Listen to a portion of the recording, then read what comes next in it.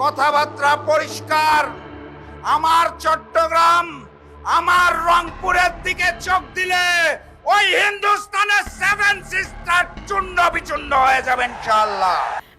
আমাদের ভূখণ্ডের সিদ্ধান্ত 1947-এ হয়েছে, 1971-এ হয়েছে, 2024-এ হয়েছে। ভারতের চিকেন স্নেক বা শিলিগুড়ি করিডোর, এই অঞ্চলকে ঘিরে যে কোনো কূটনৈতিক বা সামরিক তৎপরতা নয়াদিল্লির কাছে অত্যন্ত স্পর্শকাতর। বাংলাদেশ ও চীনের একতা এবার ভারী, চলবে না আর ভারতের কোনো দাদাগিরি।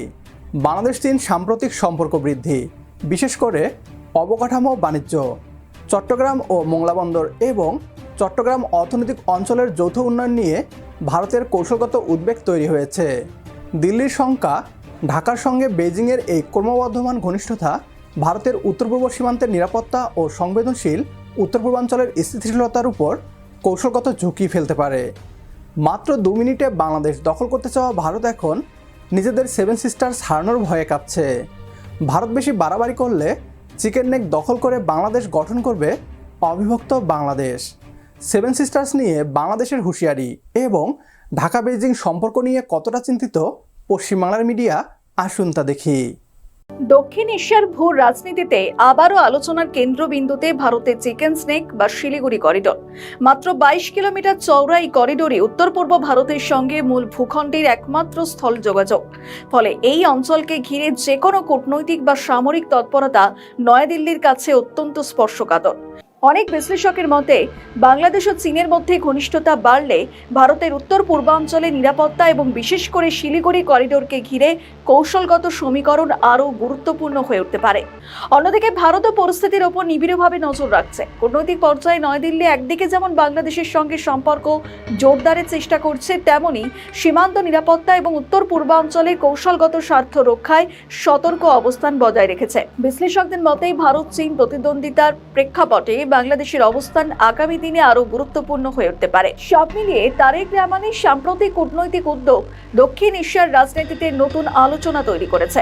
বাংলাদেশ চীন সম্পর্কের অগ্রগতি যেমন অর্থনৈতিক সহযোগিতার নতুন সম্ভাবনা তৈরি করছে, তেমনি ভারতের নিরাপত্তা মহলেও বাড়ছে কৌশলগত নজরদারি। কিছুদিন আগে লালমনিরহাট বিমানবন্দর নতুন করে সাজানোর পরিকল্পনা নিয়েছিল বাংলাদেশ, যেখানে চীন বিনিয়োগ করবে বলে জানিয়েছে। এদিকে লালমনিরহাট বিমানবন্দর থেকে সেভেন সিস্টার্সের দূরত্ব মাত্র 135 কিলোমিটার, যেখানে অনায়াসে চীন এবং বাংলাদেশ নজরে রাখতে পারবে।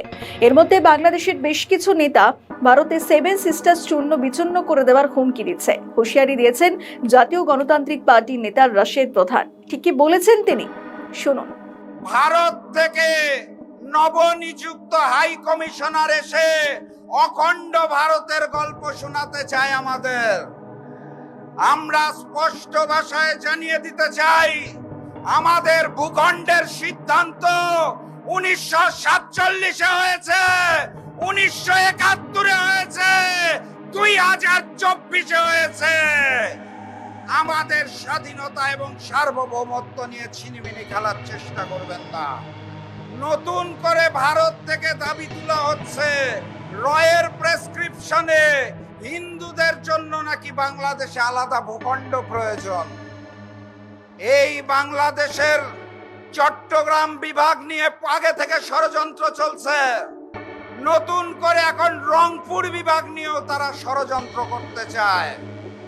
কথাবার্তা পরিষ্কার। আমার চট্টগ্রাম, আমার রংপুরের দিকে চোখ দিলে ওই হিন্দুস্তানের সেভেন সিস্টার চূর্ণ বিচূর্ণ হয়ে যাবে ইনশাআল্লাহ। ভারতের জন্য বার্তাটা খুব পরিষ্কার। ভারত যদি বাংলাদেশকে দুর্বল প্রতিবেশী দেশ হিসেবে দেখে, তাহলে সেটাই হতে পারে সবচেয়ে বড় ভুল। প্রতিবেশীকে চাপ দিয়ে নয়, সম্মান দিয়ে সম্পর্ক গড়তে হবে। বাংলাদেশ চাইলে নিজেদের ভৌগোলিক অবস্থানকে কূটনৈতিক ও অর্থনৈতিক শক্তিতে পরিণত করতে পারে।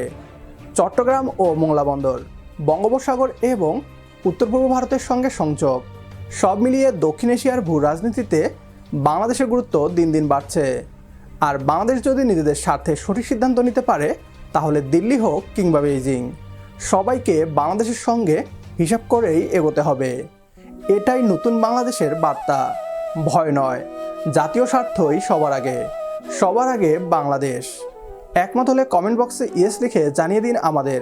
সেই সাথে যদি ভিডিও ভালো লাগে তাহলে একটি লাইক ও শেয়ার করে প্রিয় জন্মভূমিকে নিয়ে আমাদের এই পথ চলায় পাশে থাকুন আপনিও। পরবর্তী ভিডিও দেখার আমন্ত্রণ জানিয়ে বিদায় নিচ্ছি আজ। আল্লাহ হাফেজ।